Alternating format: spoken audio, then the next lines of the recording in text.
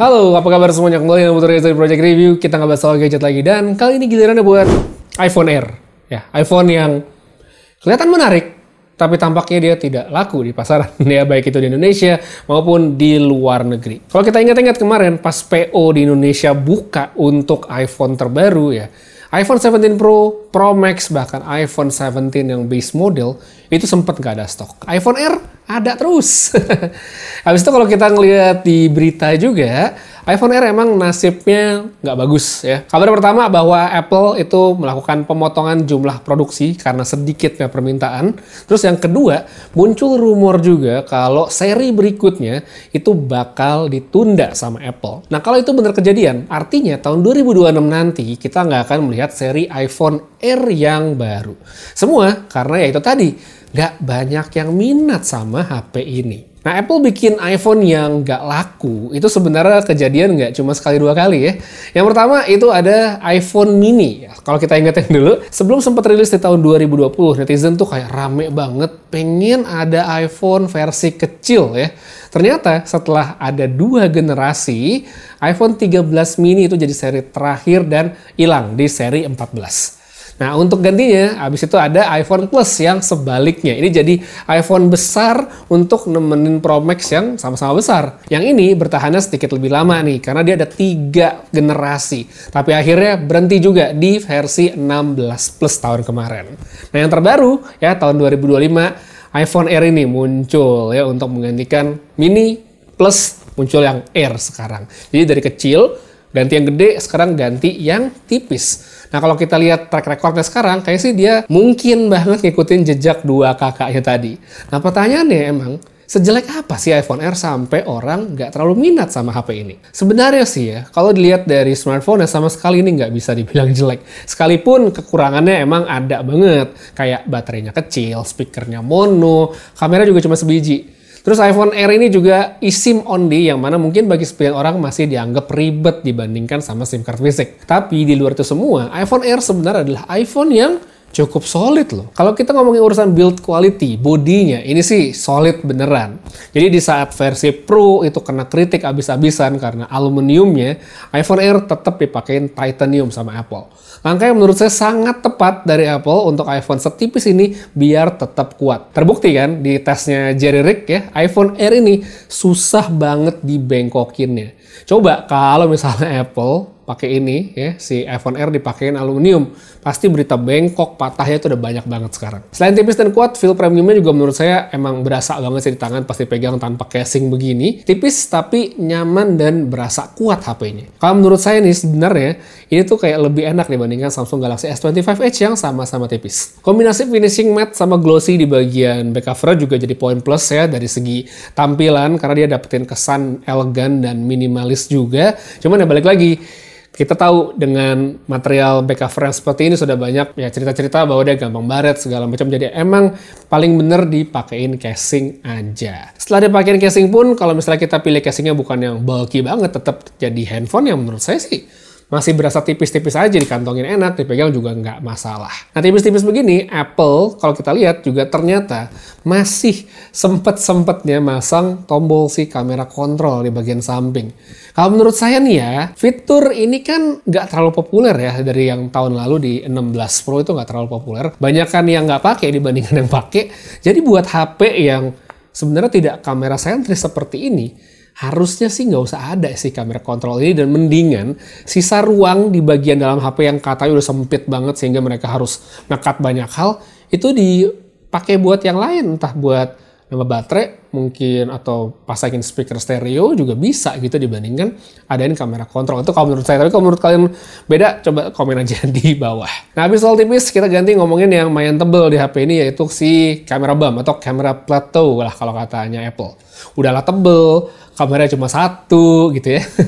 Kualitasnya sih sebenarnya menurut saya nggak bisa dibilang jelek sama sekali. Saya yakin buat orang yang ngerasa cukup dengan 1 kamera aja, nggak butuh zoom yang jauh-jauh ya, nggak butuh ultra wide, bahkan bakalan happy dengan hasilnya. Kualitasnya memang masih di level iPhone yang baru dengan warna yang cenderung natural, detailnya baik ya, dan dia punya dynamic range yang luas.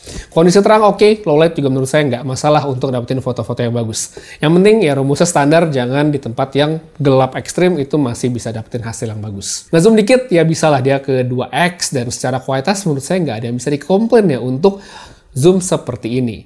Cuma emang kalau kalian udah pernah pakai iPhone dengan kamera 2 atau 3, ini bakal berasa ada yang kurang gitu di iPhone Air. Kemudian untuk kamera depan, ini sih sama bagusnya dengan iPhone 17, 17 Pro series ya, atau Pro Max. Selfie bagus, apalagi lengkap dengan si center stage yang emang jadi andalan kameranya iPhone baru di tahun 2025 ini.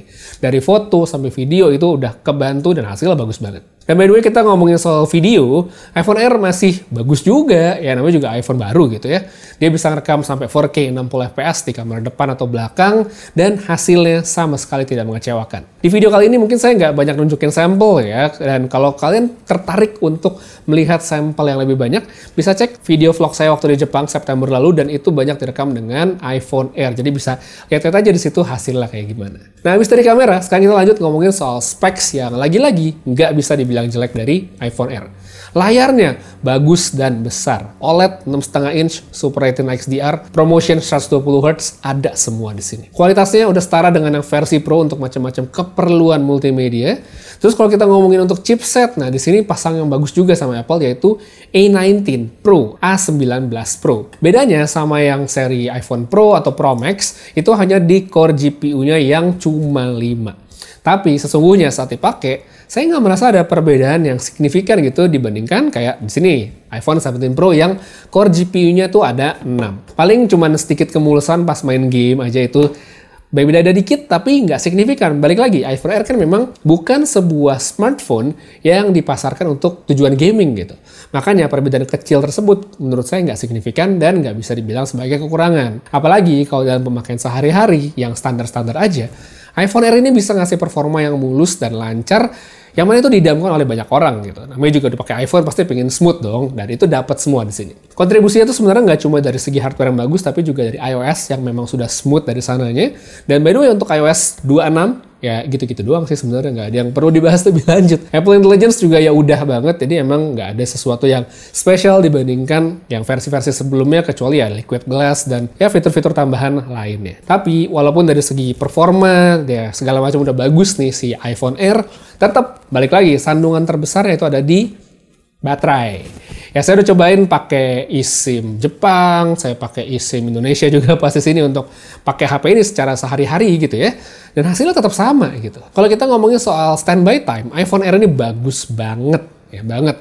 Tapi begitu dipakai akan berasa turunnya, apalagi kalau untuk intensitas yang cukup tinggi. Yang gampang misalnya kalau kita pakai main game itu udah pasti, atau mungkin ngambil foto, video terus-terusan dengan resolusi tinggi dan ditambah dengan kondisi cuaca yang panas, sudah pasti baterainya akan lebih cepat habis lagi. Screen on time saya bisa dapetin di sini sekitar 3-4 jam, yang mana kalau buat mereka yang pakai HP-nya cuma untuk komunikasi doang, itu udah cukup banget ya. Walaupun kalau seharian di luar rumah itu mungkin lagi mobile, ya tetap harus ketemu colokan atau paling nggak bawa power bank supaya HP-nya nggak mati. Dan ngomong-ngomong soal power bank, Apple juga ngejual solusi yang menurut saya Apple banget, yaitu mereka membuat power bank MagSafe khusus iPhone Air. Ya, khusus iPhone Air karena walaupun dia MagSafe itu nggak bisa dipakai di iPhone lain, termasuk iPhone 17 Pro yang sama-sama baru. Jadi Apple tuh kayak tahu banget ini HP baterainya nggak bakal bagus, dan sampai sengaja bikin power bank ekstra, kayak bikin masalah sendiri, terus mereka jual solusinya sendiri. Tuh emang Apple banget lah sebenarnya. Nah jadi kalau sampai sini, setelah saya memang mencoba si iPhone Air ya sehari-hari gitu, paling tidak udah trial and error, kita bandingkan sama yang Pro juga, saya bisa bilang ini bukan HP yang jelek, sama sekali nggak jelek. Cuma memang dia kurang menarik kalau menurut saya. Faktor pertama udah pasti dari segi menurut saya nih ya, posisi produk.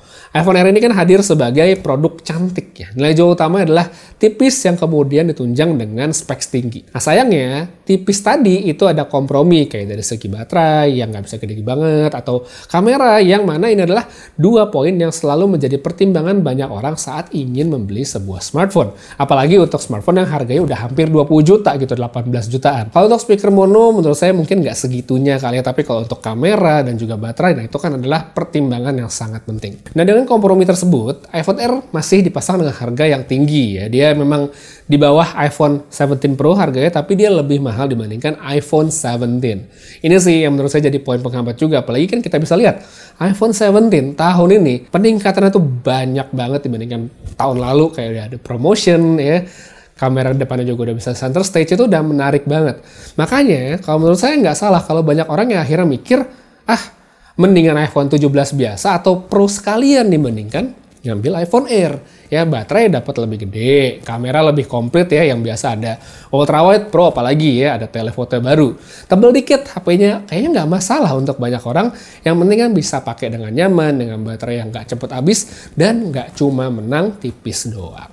Itu sih kalau menurut saya. Tapi tetap, untuk mereka yang minat sama iPhone Air sendiri, menurut saya sih yakin masih ada banget. Tapi kalau saya kira-kira juga nih, nebak-nebak, kemungkinan besar bukan sebagai HP utama, melainkan HP kedua. Kayak buat mereka yang udah punya iPhone lama gitu, yang iPhone mungkin yang Pro segala macem, mereka penasaran sama iPhone Air yang baru, mereka beli gitu untuk nyoba-nyoba. Soalnya gimana pun ya, HP tipis kayak begini kan hitungannya masih baru lah ya untuk banyak orang di luar sana, apalagi yang bukan tech enthusiast. Jadi kayak mereka mungkin masih pengen testing-testing, cocok nggak sih sebelum akhirnya komit 100% pakai iPhone Air atau dengan iPhone yang lainnya.